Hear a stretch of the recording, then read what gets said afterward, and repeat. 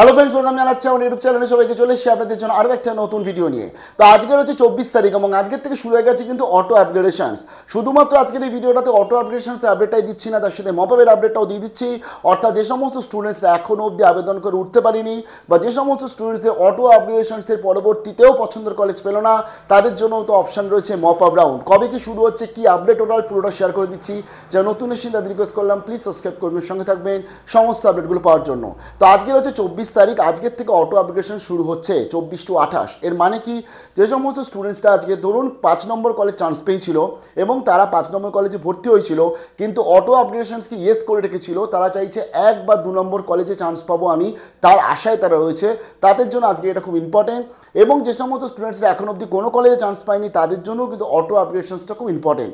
তো তার ফলে আজকে তো অটো আপগ্রেডেশনসে চলে এসছে লিস্ট এবং তোমরা দেখে নিতে পারছো তোমাদের আদৌ পছন্দের কলেজের নাম এলো কিনা। দুটো ধরনের স্টুডেন্টস এখানে কিন্তু ডিসাইড করবে, ডিসিশন নেবে। 1 নম্বর ডিসিশন হচ্ছে যে যারা ধরো আজকে একটা কলেজে ভর্তি হয়ে গেছে, ভেরিফিকেশনও চলছে, ভেরিফিকেশনও করে নিয়েছে, তারা আবার অটো আপগ্রেডেশনসে হায়ার কলেজ চান্স পেলো, কিন্তু তারা অনেকেই ভাববে যে না, আমি যে কলেজে চান্স পেয়ে গেছি, ভর্তি হয়েছি, আমি এই কলেজটাকেই রাখবো। তার ফলে তাদের কিচ্ছু করার দরকার নেই।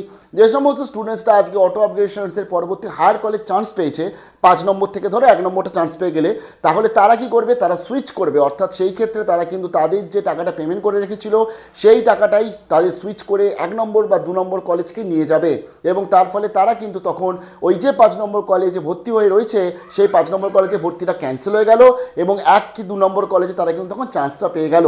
অর্থাৎ সেখানে তারা কিন্তু অ্যালটেড হয়ে গেল। তোমরা সেমভাবে অটো আপগ্রেডেশনসে দেখতে পাবে অ্যালটেড পেলে কি পেলে না। যদি দেখছো অ্যালটেড পেয়েছি তাহলে তোমরা সেখানে ভর্তি হতে পারছো। এটাই হচ্ছে অটো আপগ্রেডেশনসের নিয়ম।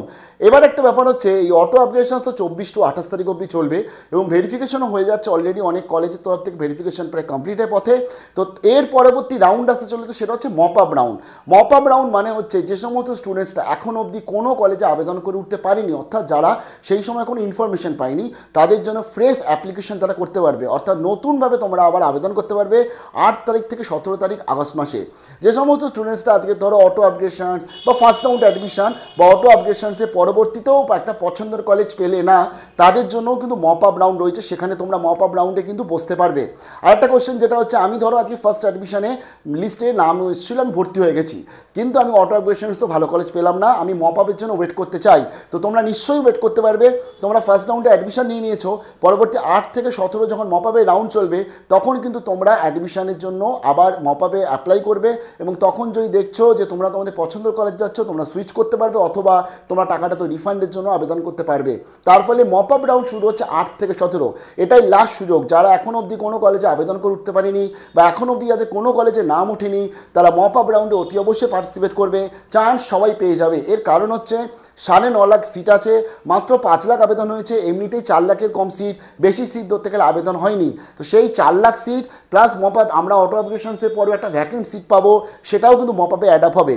ভ্যাকেন্ট সিট মানে কি, ধরো বারাসত গভর্নমেন্ট কলেজে কেউ আজকে ইংলিশ ডিপার্টমেন্টে অ্যাডমিশন নিতে চাইছে এবং সেখানে ধরো সিট রয়েছে 100টা। তো ফার্স্ট অ্যাডমিশন লিস্টে সেখানে 100 জনের নাম এসছে, বাট ভর্তি হয়েছে ধরো 30 জন। অটো আপগ্রেডেশনসের পরবর্তী সেখানে ধরো বাকি 70 জনের নাম এসছে, বাট ভর্তি হয়েছে ধরো আরও 30 জন। তাহলে আমার কাছে 40টা ভ্যাকেন্সি রয়ে গেল। সেই 40টা ভ্যাকেন্সি মপআপে অ্যাড আপ হবে। অর্থাৎ মপআপ রাউন্ড যখন হবে, তোমরা তখন বারাসত গভর্নমেন্ট কলেজের ইংলিশ ডিপার্টমেন্টে দেখতে পারবে ভ্যাকেন্ট সিট রয়েছে 40। এটা আমি একটা উদাহরণ দিয়ে বললাম। এইভাবে তোমরা প্রত্যেকটা কলেজে ডিপার্টমেন্ট ওয়াইজ ভ্যাকেন্ট লিস্ট দেখতে পাবে মপআপ রাউন্ডে এবং সেই অনুযায়ী তোমরা কিন্তু প্রেফারেন্স রাখতে পারবে, আবেদন করতে পারবে। মপআপ আমরা যেটা এই বছর WBCAP থেকে একটা জিনিস শিখেছি, যেটা জয়েন্ট এন্ট্রান্স এক্সামিনেশনের পরবর্তী যে কাউন্সিলিং হয় সেটাতে হতো না, বাট এখানে হচ্ছে। অ্যাকচুয়ালি জেইতে যেটা হয় যে তোমার কাছে অনেক কটা প্রেফারেন্সের অপশন থাকে, তুমি তোমার মতন চয়েস অনুযায়ী আবেদন করতে পারবে, ভর্তি হতে পারবে। বাট WBCAP একটাই রাখছে।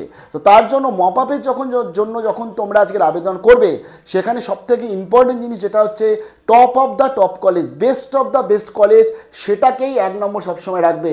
তাহলে তুমি দেখবে আজকে প্রেফারেন্সটা সেভাবেই রাখবে। অর্থাৎ এককে একদম বেস্টকে বেস্ট রাখলে, 2 নম্বরকে আরেকটু বেস্টকে রাখলে, এইভাবে তুমি কিন্তু তোমার রাখবে। তাহলেই দেখবে তোমার কাছে মোটামুটি 3-4টে যে তোমার ইম্পর্টেন্ট কলেজ এবং যেটা তুমি ভর্তি হতে চাইছো সেটাতে তুমি কিন্তু চান্স পেয়ে যাবে।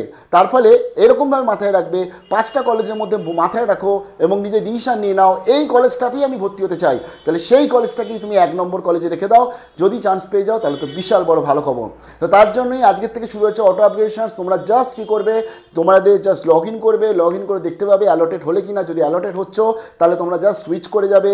যদি এক্সট্রা পেমেন্ট করতে হয় তাহলে এক্সট্রা পেমেন্ট করবে, যদি এক্সট্রা পেমেন্ট না করতে হয় তোমার যে bank account number IFSC code দেওয়া আছে সেখানে কিন্তু সেই টাকাটা রিফান্ড চলে যাবে। এখনই রিফান্ড যাবে না, টোটাল অ্যাডমিশন প্রসিডিওর কমপ্লিট হবে তারপরে কিন্তু রিফান্ড যাবে।